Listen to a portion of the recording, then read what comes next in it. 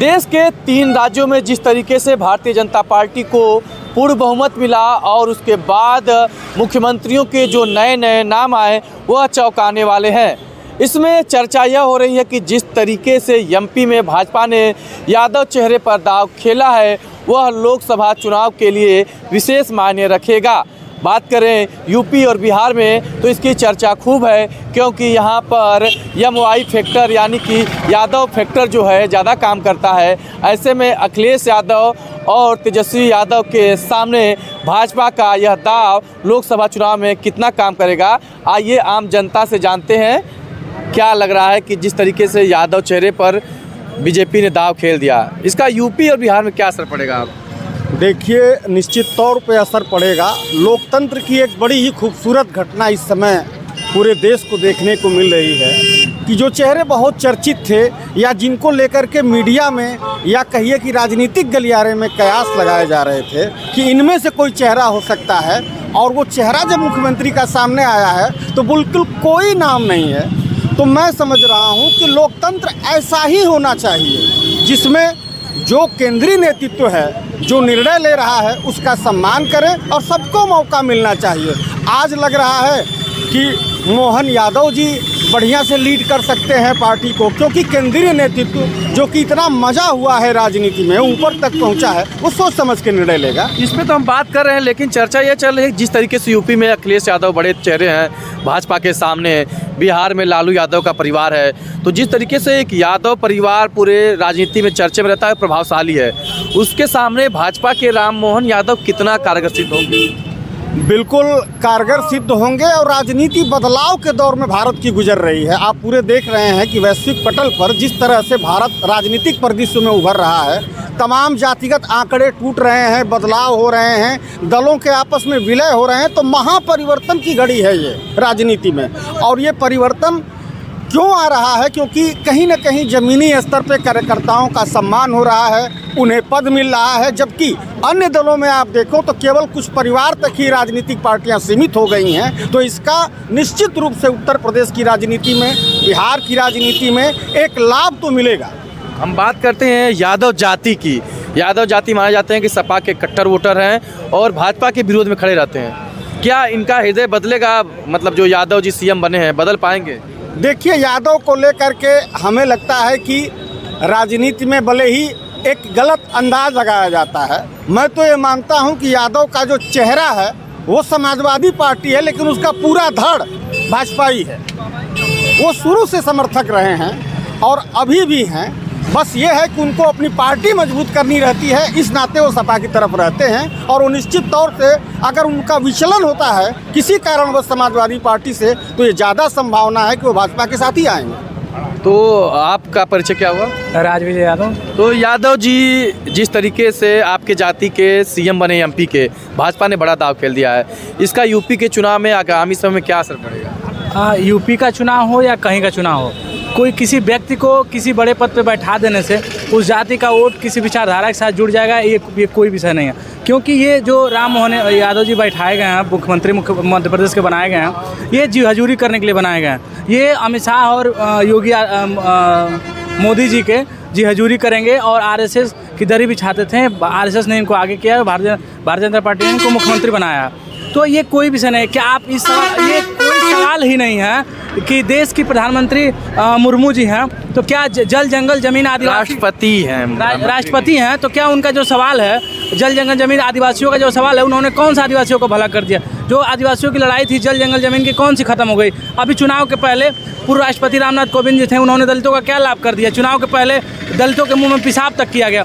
तो किसे ये जो लोग निकल के आते हैं पार्टियों से बड़े पदों पर बैठाए जाते हैं, ये एक विचारधारा से जुड़े हुए लोग हैं। और जो भारतीय जनता पार्टी की जो विचारधारा है वो क्या राम मोहन यादव जातिगत जनगणना का सवाल हो, आरक्षण का सवाल हो, क्या इस पे वो इसको ख़त्म कर पाएंगे?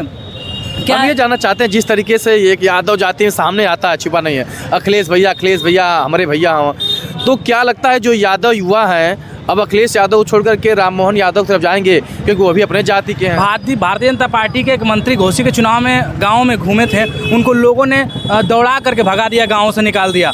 तो ये कोई सवाल नहीं है कि हम जो यादव हो या नौजवान हो या किसी वर्ग का व्यक्ति हो वो समाजवादी विचारधारा से जुड़ा हो, तो अखिलेश यादव उसके मुख्य राष्ट्रीय अध्यक्ष हैं, तो उसको मानना और जुड़ना सर्वोपरि है। और आदमी विचारधारा जुड़ता है, तो जो भी समाजवादी विचारधारा। हक की तो बात हुई है कि यादव को भाजपा ने सीएम बना दिया, हर व्यक्ति चाहता है कि हमारे जाति का बनने हक मिले, अब तो भाजपा हक देने लगी। हमारे देश के प्रधानमंत्री पिछड़ी जाति से आते हैं, तो क्या लखनऊ में जो इस कड़ी ठंड में जो नौजवान आरक्षण की बात कर रहे हैं और सड़कों पे बैठे हुए हैं, धरना दे रहे हैं, क्या उन सवाल को ख़त्म कर पाएंगे? क्या केशव प्रसाद मौर्य उन सवालों को ख़त्म कर पाएंगे? तो किसी भी बड़े पद पे जो व्यक्ति बैठता है वो पार्टी की हजूरी करने के लिए बैठता है। ये जो लोग पदों पे बैठाए जा रहे हैं, ये अमित शाह और मोदी के कठपुतली हैं, इन लोगों के इशारों पे काम करेंगे। और भारतीय जनता पार्टी और आरएसएस की जो नीति रही है और जो विचार रहा है कि लोगों में, समुदायों में नफरत की राजनीति करना, और उस पर लगातार बीजेपी हावी होती जा रही है। तो क्या यादव समाजवादी हैं या अखिलेशवादी हैं? नहीं, यादव समाजवादी विचारधारा से जुड़ा हुआ है और यादव समाजवादी है, अखिलेशवादी नहीं है। जाहिर सी बात है, समाजवादी पार्टी के वो राष्ट्रीय अध्यक्ष हैं, तो उसमें तो हो ही गया कि समाजवादी है और अखिलेश यादव को हम लोग नेता मानते हैं। मतलब कि राम मोहन यादव अगर समाजवादी विचारधारा चलेंगे तो जैसे अगर अखिलेश यादव उत्तर प्रदेश के मुख्यमंत्री हैं और रहे हैं और समाजवादी पार्टी के राष्ट्रीय अध्यक्ष हैं, तो क्या यादव के नाते वो बिहार में कर पाएंगे? जो लालू वहाँ के जो आदिवासियों और गाँव के लोगों के लिए, पिछड़ों के लिए, दलितों के लिए उन्होंने किया, तो क्या वहाँ के जो एक नेता होता है वो अपने समाज के लिए करता है, तब उसको आदमी नेता मानता है। तो अखिलेश यादव लालू का पूर्ण नहीं कर सकते हैं बिहार में जाकर के, और जो जहाँ जितना करेगा। आपको बता दें, मध्य प्रदेश में यादवों का 14% वोट है, और जब से अखिलेश यादव ने मध्य प्रदेश में घुसने का काम किया है, भारतीय जनता पार्टी घबराई हुई है, और यही कारण है कि राम मोहन यादव को मुख्यमंत्री बनाया गया है। क्या लग रहा है कि जो भाजपा तो 3 राज्यों में गेम किया है और विशेष करके एमपी में जो यादव चेहरा आया है, चर्चा हो रही है कि यूपी और बिहार के चुनाव में इसका असर पड़ेगा? देखिए, जहाँ तक बात यादव की इस समय चर्चा हो रही है कि और यूपी से जोड़ा जा रहा है कि अखिलेश जी यूपी में समाजवादी पार्टी के राष्ट्रीय अध्यक्ष हैं और इन्होंने एमपी में अपना एक वर्चस्व जो कायम करने की कोशिश किया था, भाजपा उसको तोड़ने की कोशिश कर रही है। लेकिन इसके विपरीत है। देखिए, भाजपा अपने एजेंडे पे चुनाव लड़ती है।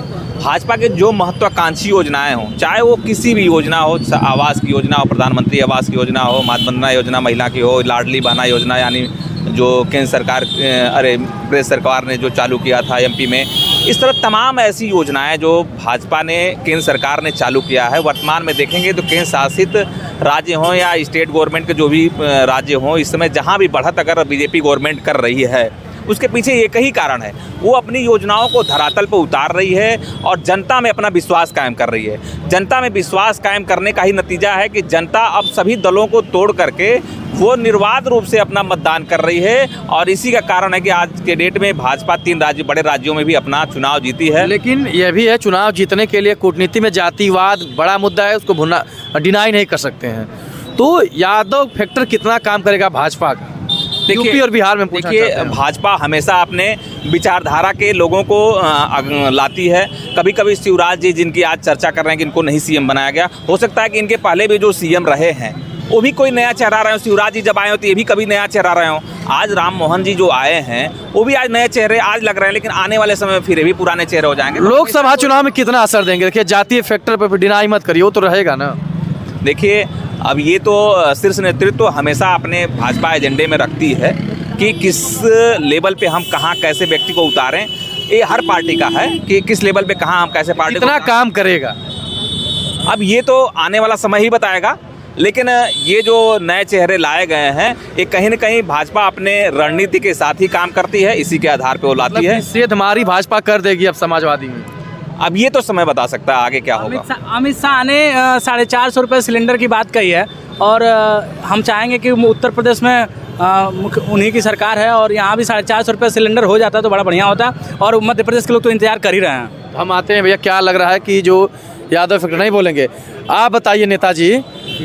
यादव को मुख्यमंत्री बना दिया एमपी में भाजपा ने, क्या लग रहा है कि यूपी में जो समाजवादी पार्टी का यादव वोटरों पे कब्जा है और बिहार में लालू यादव का, उसको बीजेपी तोड़ पाएगी अब, या उसमें सेधमारी करने का प्रयास करिए?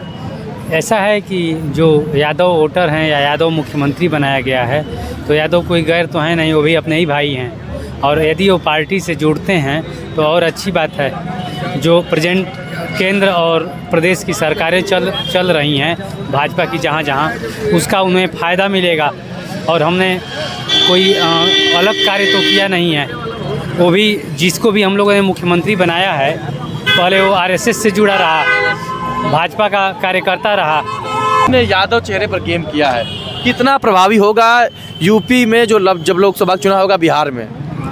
देखिए, पहले लोकसभा से पहले तो हम आते हैं इस राजनीति पे बात करते हैं कि जो बीजेपी ने जो राजनीति किया है, अगर राजनीति की बात आए तो राजनीति जो उसने कर दिया है, उस राजनीति से यह स्थिति बीजेपी के लिए बनी हुई है कि बीजेपी पूरी तरह से आज गेम चेंजर की स्थिति में आ गई है। और बीजेपी ने जो गेम चेंज किया है उससे जैसे कि वर्तमान समय में इंडिया गठबंधन एक आया हुआ है, जो धरातल पे चारों खाने चित हुई है, वो बीजेपी के इस रणनीति में फंस गई है। अब इन लोगों ने शुरुआत किया था जाति और कास्ट और जो विभाजन करके ओबीसी, एससी, एसटी और दलित का गेम खेलने, तो बीजेपी ने उसको बखूबी साथ दिया है। और साधने के साथ साथ ही एक ऐसा गेम खेला है कि अब ये लोग पूरी तरह से अपने गेम में फंसे नज़र आ रहे हैं। जैसे कि ओबीसी की हम बात करते हैं, अगर ये ओबीसी की बात करते हैं तो ओबीसी का एक मुख्यमंत्री मिल गया। सवर्ण की बात करते हैं तो एक सवर्ण का भी मुख्यमंत्री आपको राजस्थान में मिल गया। और अगर एससी और एसटी की बात करते हैं तो आओ, एसटी सबसे कम होता है तो एसटी दे दिया छत्तीसगढ़ में, जो छत्तीसगढ़ बोला जाता है कि मैंने खदान है, जहाँ पे कि वर्तमान समय में सबसे बड़ी राजस्व देने वाला छत्तीसगढ़ इस आदिवासी जनसंख्या और आदिवासी जनसंख्या है। जैसा कि एक भाई ने अभी बताया हमारे इस क्षेत्र कि अभी चर्चा भी कर दिया उन्होंने कि पूरी तरह से आदिवासियों के लिए, अरे आदिवासियों को ही तो सबसे ज़्यादा फ़ायदा मिला है। आदिवासी ही अगर ये फ़ायदा उठा रहा है, आदिवासी ही सबसे ज़्यादा फ़ायदा उठा रहा है। और उसी के फ़ायदे के चलते आज आदिवासियों का वोट, अगर कांग्रेस ने अगर इतना काम किया होता तो फिर क्यों आज वहाँ पे रिपीट नहीं कर पाई? कहीं ना कहीं आदिवासियों को केंद्र सरकार के जो फायदे हैं वो आदिवासियों को मिले। आज जो आदिवासियों ने एक तरफा वोट दिया। चाह रहे हैं कि जो यादव चेहरा है, मैं आता हूँ उसी पे मैं आ रहा हूँ कि जब बीजेपी को जब ये लगा कि अब मध्य प्रदेश जैसा एक बड़ा राज्य उसके पास है, तो क्यों ना इस बार जो है एक ओबीसी चेहरे को टिकट दिया जाए, मुख्यमंत्री बनाया जाए। मुख्यमंत्री भी वो आज ऐसा है कि आज को आपको एक बात बता दूं कि जो आपका मुख्यमंत्री है राम मोहन जी भाई साहब हैं, वो वर्तमान समय में उनकी ससुराल सुल्तानपुर में है। और रिश्ता भी जुड़ गया, अगर रोटी बेटी का अगर रिश्ता जुड़ गया तो यूपी से जुड़ गया। तो एक बहुत बड़े फैक्टर के रूप में यह राजनीति अब परिवर्तन की तरफ अग्रसर हो चली है। और जो कहा जाए कि अगर राजनीति रिश्तों से अगर बनती है और पहले रिश्ते भी कायम किए जाते थे, तो वर्तमान समय में यादव फैक्टर जो है अगर समाजवादी पार्टी ने खड़ा किया और इंडिया गठबंधन ने उसे पाला पोसा, तो उसी इंडिया गठबंधन को एक ऐसे नेता के रूप में वर्तमान समय में भारतीय जनता पार्टी ने देने का काम किया है, जो कि वर्तमान समय में उसका रिश्ता यूपी से निकल के आ गया है। सीधे जाना चाह रहे हैं यादव फैक्टर कितना काम करेगा? अब यादव बात करिए। देखिए, फिर मैं कह रहा हूं कि राजनीति में हम यादव की बात नहीं कर सकते, हम समूल समग्र विकास की बात करते हैं। भी तो नहीं कर सकते हैं ना, वही मैं आपको बताना चाह रहा हूं। लेकिन वर्तमान समय में जो यादव की राजनीति करता है वो चारों खाने चित। बार मैंने ये बात आपको बता दी है। यादव फैक्टर कहाँ काम करता है ये सीधे नहीं, कोई कहने की बात नहीं है।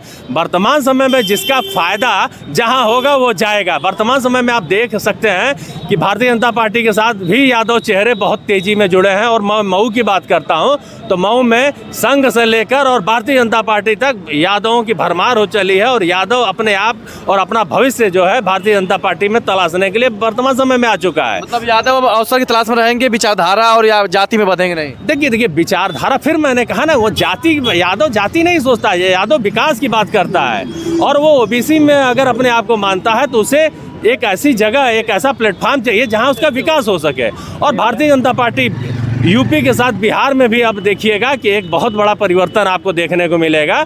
आगामी लोकसभा के बाद जब वहाँ का विधानसभा भी होगा तो वहाँ पे भी इसी तरह के आपको अप्रत्याशित आपको एक परिवर्तन देखने को मिला है, जिसका जो है आने वाला समय आपको बता देगा। यूपी में जिस तरीके से भारतीय जनता पार्टी ने मोहन यादव को सीएम बना करके बड़ा गेम खेला है, अब देखते हैं कि आगामी लोकसभा के चुनाव में यूपी और बिहार में जो यादव के बड़े चेहरे हैं उनको कितना टक्कर दे पाती है। पत्रिका उत्तर प्रदेश के लिए अभिषेक सिंह, मऊ।